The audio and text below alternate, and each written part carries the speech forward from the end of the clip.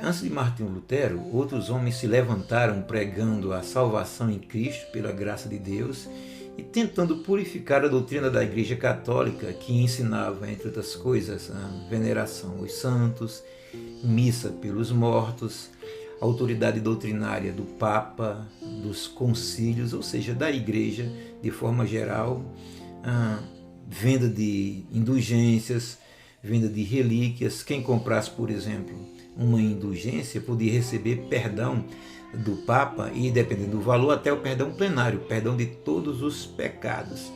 Esses homens que combateram essas doutrinas foram chamados depois, de pré-reformadores. O mais destacado deles foi John Wycliffe, e eles foram perseguidos e até mortos pela Igreja. Então, a reforma protestante se estabelece de fato a partir de 31 de outubro de 1517, data em que Martinho Lutero, um monge alemão, afixa na porta da igreja do castelo de Wittenberg suas famosas 95 teses. Esse é o marco inicial da reforma protestante e por isso a gente comemora a reforma exatamente nessa data. Todo cristão evangélico, ou reformado, protestante, como se chame, deve comemorar a reforma.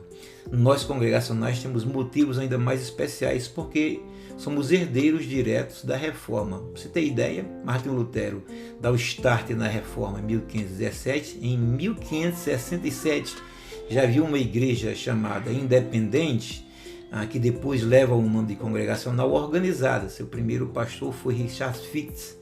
Então nós temos 50 anos apenas entre a data inicial da reforma e a organização da primeira igreja reforma protestante. Estamos entre as 10 primeiras.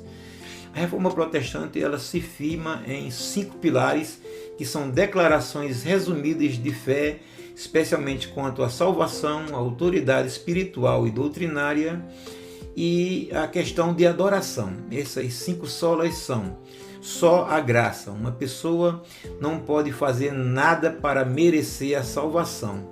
Só a graça de Deus salva. Segundo sola, justificação pela fé somente. Uma pessoa não tem o seu perdão de pecados por qualquer outro motivo. Só a fé é justificadora. Só a Escritura, a Bíblia Sagrada, é a palavra de Deus inspirada pelo Espírito Santo. Ela e não qualquer outra pessoa, credo ou concílio, é a autoridade sobre o que a gente crê e sobre o que a gente pode ou não pode, deve ou não deve praticar. Só Cristo, somente Cristo é o Salvador e o intercessor entre a pessoa e o Pai. Ninguém, nenhuma outra pessoa, a não ser o nosso Senhor Jesus Cristo, leva o homem a Deus. Só a Deus seja glória. O Senhor, nosso Deus, é o único Deus. Ele e ninguém mais é digno de adoração.